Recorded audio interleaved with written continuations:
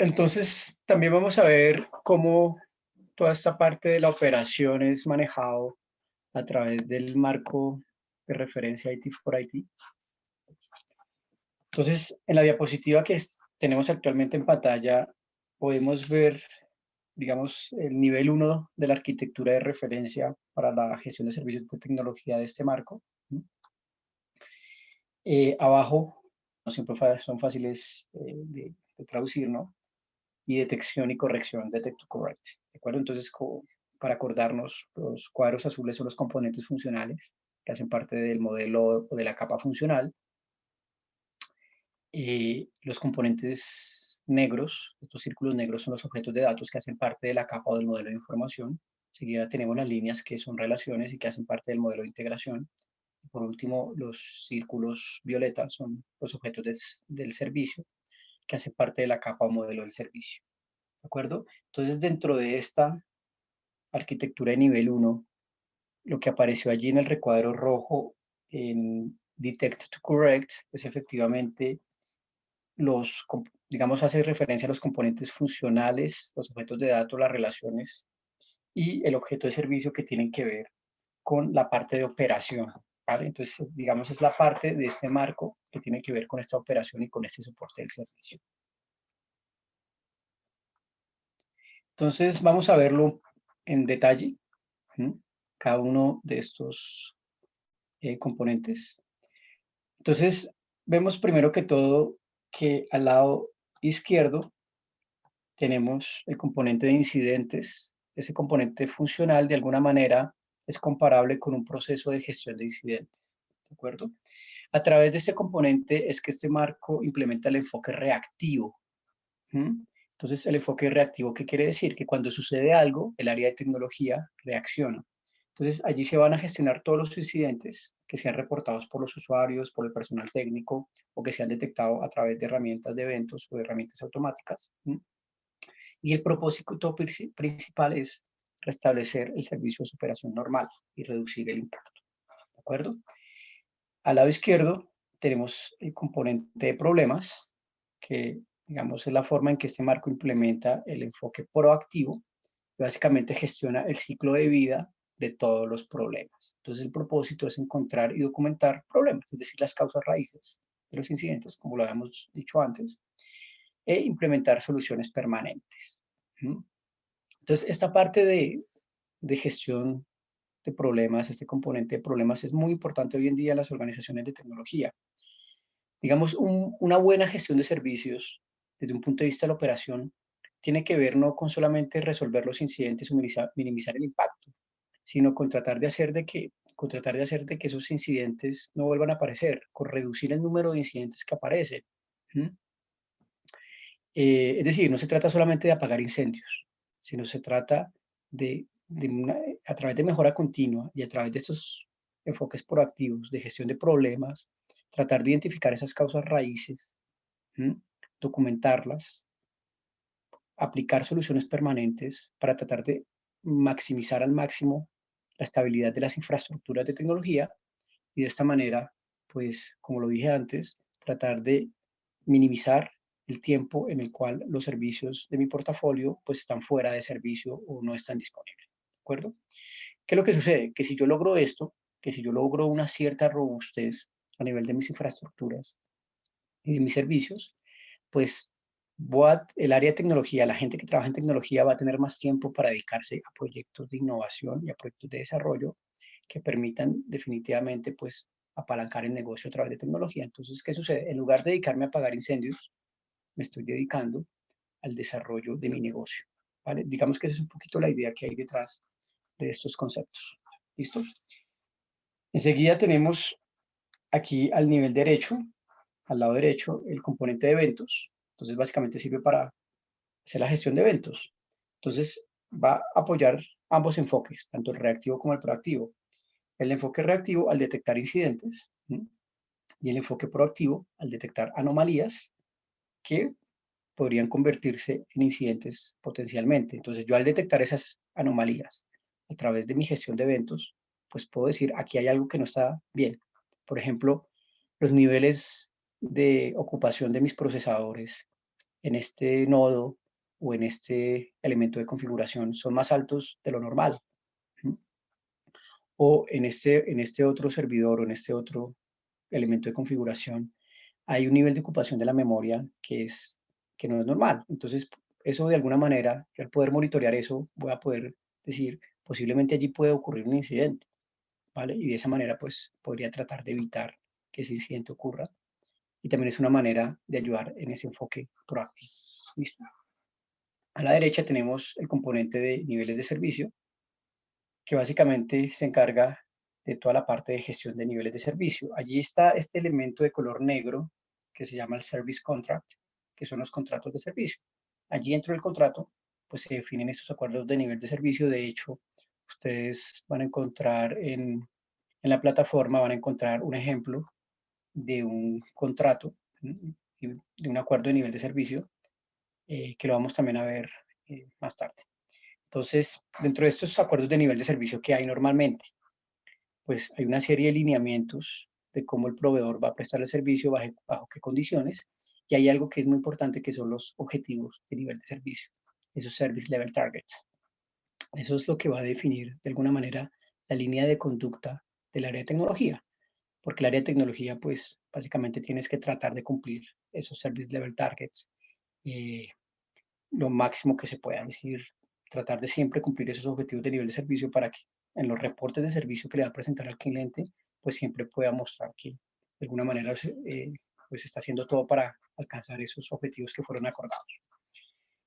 Aquí a la derecha tengo el componente de monitoreo o seguimiento del servicio. Entonces define todos los tableros de control, todos estos tableros de monitoreo del servicio, realiza la configuración de herramientas de monitoreo y hace la medición del monitoreo. Es decir, allí voy a establecer a través de qué tableros y cuáles son, qué es lo importante, qué es lo que yo voy a medir y a qué le voy a hacer seguimiento a nivel de mi servicio.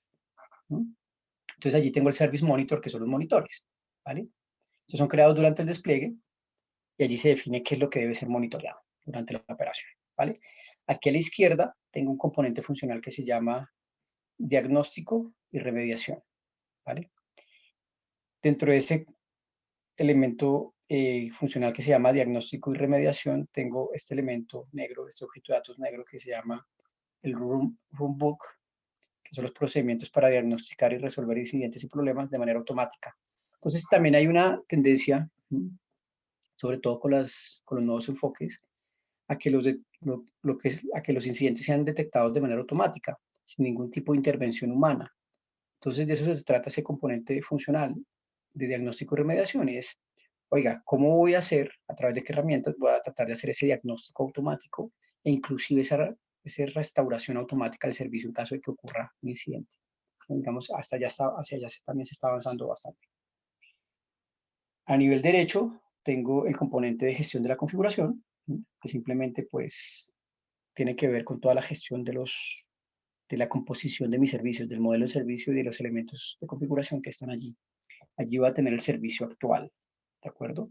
Que contiene todos estos CIs, estos elementos de configuración del servicio con todas sus relaciones, ¿no?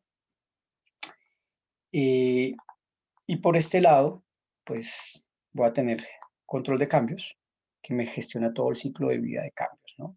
Entonces gestiona todos los riesgos para ayudar a determinar si se autoriza un cambio. Digamos que son dos procesos en ITIL, gestión de cambio y evaluación del cambio, y aquí está en uno solo que se llama control de cambio, perdón. Entonces digamos que, como vemos, IT for IT, y como lo decíamos antes, no es un marco que le compita a ITIL, sino que más bien es un marco que de alguna manera complementa a ITIL y a otros marcos también como COVID, ¿de acuerdo? Entonces, este es muy interesante porque al tener diferentes vistas arquitecturales, pues me ayuda a descomponer, perdón, la complejidad, porque tengo diferentes capas, y por otro lado me ayuda a ver la relación entre los diferentes elementos de la arquitectura. Tiene esa parte que es bastante interesante. Aquí tengo un diagrama que es bastante interesante. Entonces, recuerdan que teníamos Detect to Correct, que era el flujo de valor para la operación, que estaba al lado derecho en la diapositiva anterior. Pues si yo entro a la arquitectura de nivel 2 de ese Detect to Correct, que tiene que ver con la operación del servicio, voy a encontrar esto. ¿de acuerdo? Entonces, como siempre, como ya lo habíamos visto anteriormente, estos componentes azules pues siguen siendo componentes funcionales, ¿de acuerdo? Que de alguna manera representan y pueden ser relacionados con procesos de tecnología. Y en color gris también son componentes funcionales, pero en este caso van a ser componentes funcionales auxiliares o de soporte. Los azules van a ser componentes funcionales clave y los grises componentes funcionales de soporte, ¿vale? Al igual que antes, los círculos negros van a representar objetos de datos. Los violeta tienen que ver con el modelo del servicio y me representa diferentes estados en los cuales va a estar mi servicio. Voy a tener también objetos de datos opcionales, como aquí los KPIs, a nivel del componente de nivel de servicios. Y todas las líneas son relaciones de diferente tipo que existen entre componentes funcionales, entre componentes de datos, etcétera, etcétera. ¿De acuerdo? Entonces, aquí en la flecha roja podemos ver el flujo principal dentro de esta arquitectura de nivel 2. Entonces, ¿cómo funciona esto? Primero que todo, el componente de monitoreo del servicio, allí se van a definir los monitores, es decir, voy a definir esos tableros de monitoreo a través de los cuales voy a tener específicamente cuáles son las variables y qué es lo que yo voy a monitorear a nivel de mi infraestructura y a nivel de mis servicios. Entonces, a partir de esos monitores que son generados, pues yo voy a tener algo que se van a llamar los eventos, ¿de acuerdo? Aquí lo vemos en esta flecha. El evento va a ser de alguna manera generado a través de ese sistema de monitoreo, de ese componente de monitoreo, y va a ser gestionado por el componente de eventos, ¿vale? Entonces, cuando se produce un evento que sea importante, que sea relevante, pues el componente funcional de eventos va a registrarlo, ¿de acuerdo? Aquí por eso tengo el objeto de dato, que se llama evento, va a ser registrado, ¿vale? Y va a ser analizado.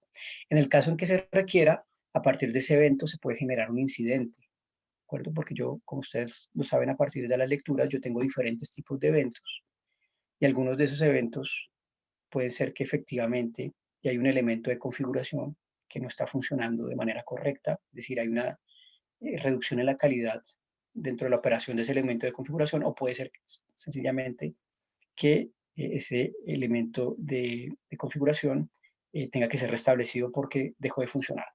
Entonces, en ese momento se va a abrir un incidente